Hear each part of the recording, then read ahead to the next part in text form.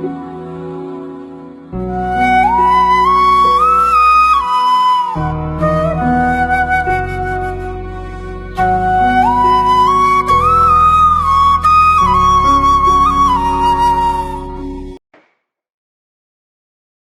श्री कृष्णचंद्र जी ने दैवी संपत्ति और आसुरी संपत्ति का वर्णन किया और बाद में फैसले की बात ये कह दी, दैवी संपत्ति में मोक्षाय निबंधाय आसुरी मता। दैवी संपत्ति मनुष्य के मुक्ति का कारण बन जाती और आसुरी संपत्ति बंधन का कारण बन जाती। मैंने किसी समय विचार करते हुए एक बात बतलाई थी और वो ये बतलाई थी, योग दर्शन के प्रारंभ में गुणों के अनुरूप हर प्राणियों की व्यवस्था बतलाई, जिनके अंदर तमोगुण की प्रधानता होती है वो बूढ़ावस्था के प्राणी वो ऐसे होते हैं जैसे गधे, खच्चर, सुअर, कुत्ते। दूसरे जहां रजोगुण की प्रधानता है वो हो चित्तावस्था के प्राणी, अर्थात वो केवल दुनियावी विचार करते हैं, जैसा कि अभी इसमें बताया था छठे अध्याय के अंदर, इदमद्य मया लब्धम इमं प्राप्स्येत मनोरथम असौ मया हतः शत्रु हरिष्ये प्राणपि। मैंने ये पदार्थ प्राप्त कर लिया, इसको मैं कल प्राप्त कर दूंगा। फलाने शत्रु को मार दिया है, दूसरों को और मार दूंगा। ये वो प्राणी होते हैं जिनके अंदर रजोगुण की प्रधानता रहती। उनकी दृष्टि में परलोक कोई चीज नहीं होती। वो ये कहते हैं ये तो बनावटी बातें हैं, स्वर्ग में कुछ नहीं है। उनका सिद्धांत रहता है यावत् जीवेत सुखम जीवेत ऋणं कृत्वा घृतं पिबेत भस्मीभूतस्य देहस्य पुनरागमनम कुतः। मनुष्य जब तक जिंदा रहे, सुखपूर्वक जिंदा रहे, घी पिए भले ही कर्जा उठाकर पीना पड़ जाए, कर्ज लेकर पी ले। ऋणं कृत्वा घृतं पिबेत, कर्जा करके घी पी ले। क्यों? अरे भस्मीभूतस्य देहस्य पुनरागमनम कुतः। जो शरीर जल के भस्म हो जाएगा वो फिर थोड़ा ही आएगा, इसलिए खूब खाओ पियो, कर्जा उठाओ। ये रजोगुण प्रधान के प्राणियों का सिद्धांत रहता है। उससे आगे वो प्राणी आ जाते हैं जिनके अंदर सतोगुण की प्रधानता हो जाती है, रजोगुण तमोगुण गौण हो जाते हैं। वो करना चाहते हैं कुछ किंतु कर नहीं पाते। मन में ये रहती है राम नाम रटते रहो जब लग घट में प्राण, कब हूं तो दीन दयाल के भड़क पड़ेगी खान। राम नाम का रटन करते रहो, कभी दीन दयाल के कान में भड़क पड़ जाएगी तो हमारी सुन लेंगी प्रार्थना। वो ऐसे रहते हैं। यहां भी एकाग्रता नहीं आई। एकाग्रता इससे आगे की चीज है।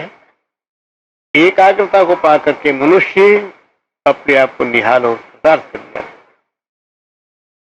तो 16वें अध्याय के आरंभ में जो लोग सतोगुण प्रधान हो जाते हैं उनकी प्रकृति और स्वभाव कैसा होता है? वो दैवी संपद वाले होते हैं। क्या होता है उनके अंदर? अभयम, किसी से डरते नहीं। क्यों? कि उनको भय वाली बात उनके अंदर है ही नहीं। वो तो ये समझते हैं सर्वत्र मेरे इष्ट देव हैं, इसलिए मैं किससे डरूं, या उस सिद्धांत के अनुसार सर्वभूतस्त्वात्मानं सर्वभूतानि चात्मनि ईक्षते योग युक्त आत्मा सर्वत्र समदर्शन। सारी प्राणी मात्र के अंदर अपने आप को और सारे प्राणियों को अपने अंदर योग युक्त योगी देखता है, तो उसको डर किसका। जब एक आदमी ये देखेगा कि ये भी मैं, ये भी मैं, ये भी मैं, इनके अंदर मैं ही मैं हूं, तो भय किसका। फिर अपने आप पे कोई डरता नहीं। ये मेरा हाथ है, इससे मुझे डर नहीं लगता, यूं कर लेते। ये हाथ है, यूं खुजली कर लेते, कोई डर नहीं लगता इससे। साथ में डंडा रखा रहता है, बैंत है हमारे हाथ में, किंतु बैंत से न तो कोई हमारे बच्चे डरते न हम डरते, बैंत हाथ में है। क्यों? वे सब जानते हैं उससे पिटाई तो करेंगे, वो तो हाथ में लेने के लिए है। इसलिए अभयम मनुष्य के अंदर निर्भयता रहे। एक बार अमृतसर में श्री मुलकराज जी महाराज को प्रभु जी ने कृपा करके पूरी अवस्था प्रदान की थी। 8 महीने तक उनकी आंखें खुली ही नहीं। प्रभु जी के साथ चल रहे थे हाल बाजार अमृतसर में, चारों तरफ से रिक्शाएं आ रही थी, तांगे आ रही थी, किंतु सब बच जाए। प्रभु जी से सवाल किया किसी ने, प्रभु जी इसका क्या कारण है। भाई जी की आंखें बंद हैं और इनकी किसी से टक्कर ही नहीं होती।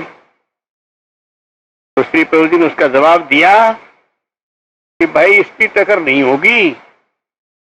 क्यों नहीं होगी? इसका ड्राइवर होशियार है, बहुत होशियार है इसका ड्राइवर।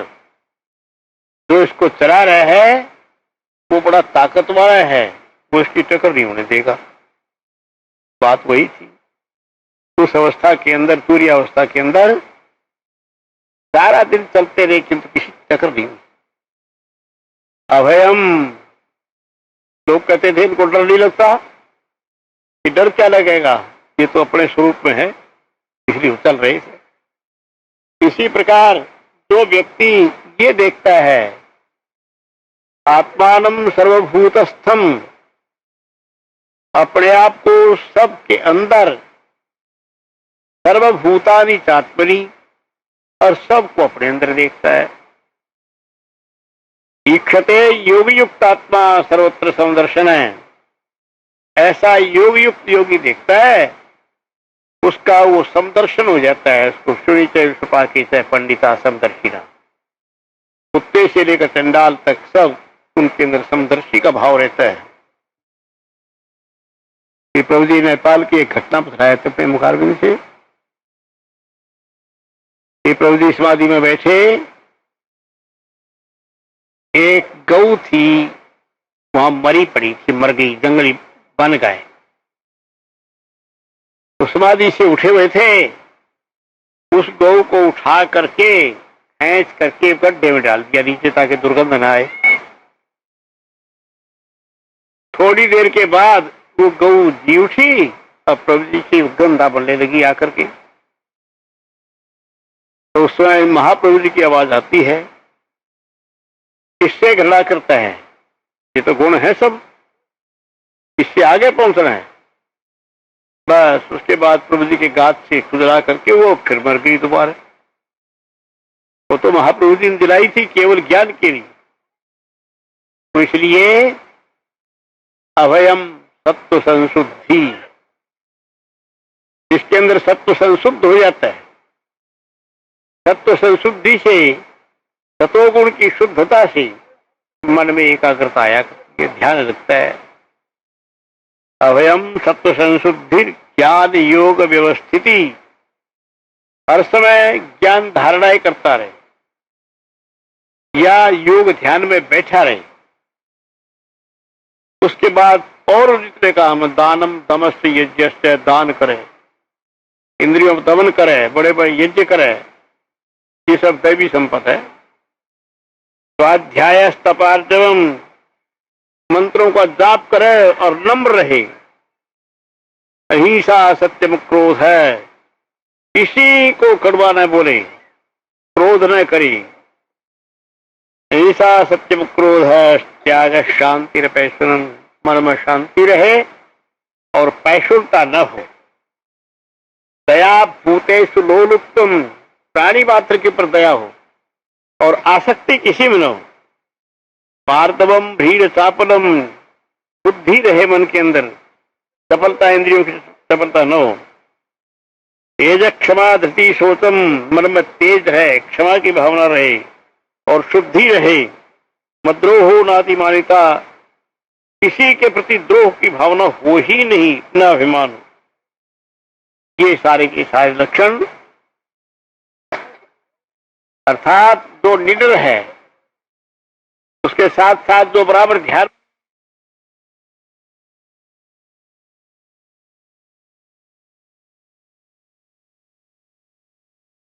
ये सारे के सारे लक्षण दैवी संपत्ति के हैं। अर्थात जो निडर है उसके साथ साथ जो बराबर ध्यान में बैठता है, अनुभव होते हैं, उसके बाद और दान दम आदि करता है, वो सारे के सारे लक्षण दैवी संपत्ति के हैं। दैवी संपत्ति मोक्षाय, दैवी संपत्ति मुक्ति का कारण बन जाती है। और आसुरी संपत्ति क्या है? दंभो दर्पो हिमानश्च, ढोंग करे, अभिमान करे, क्रोध पौरुषमेव च, क्रोध बोले हर समय और कड़वी वाणी बोले।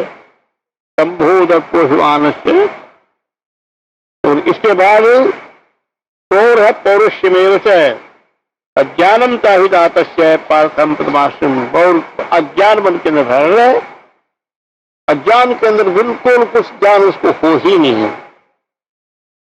ये जो इस प्रकार के लक्षण हैं, ये आसुरी संपत्ति के हैं। उनसे दंभो दर्पो अभिमानश्च क्रोध पौरुषमेव च, ढोंग करना, अभिमान करना, क्रोध करना, कड़वी वाणी बोलना और अज्ञान से घेरना, ये आसुरी संपत्ति है। जिनके अंदर आसुरी स्वभाव पड़ जाता है वो आसुरी स्वभाव वाले कहलाते हैं। किंतु याद रखो इस बात को, दैवी संपत्ति मोक्षाय निबंधाय आसुरी मता, मुक्ति का कारण तो देवी संपत्ति है, जिसका मैंने भगवान कृष्ण के शब्दों में कह दिया। उन बातों को अपने अंदर मनन करो, अपने आप को दैवी संपत्ति की ओर बढ़ाओ। जो इस तरह बढ़ने की चेष्टा करेगा वो सर्वशक्तिमान सबका भला करेंगे, सभी का कल्याण करेंगे। आशीर्वाद।